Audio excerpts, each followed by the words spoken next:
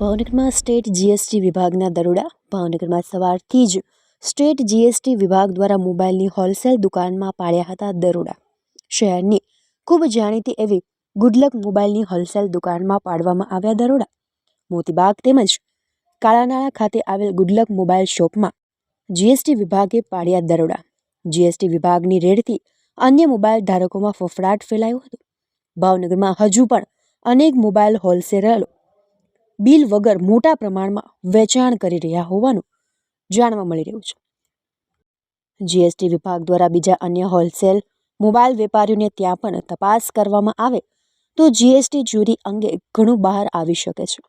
ભાવનગરમાં state GST દ્વારા mobile શોપમાં red કરવામાં આવતા અન્ય મોબાઈલ શોપ ધારકોમાં ફફડાટ ફેલાયો હતો.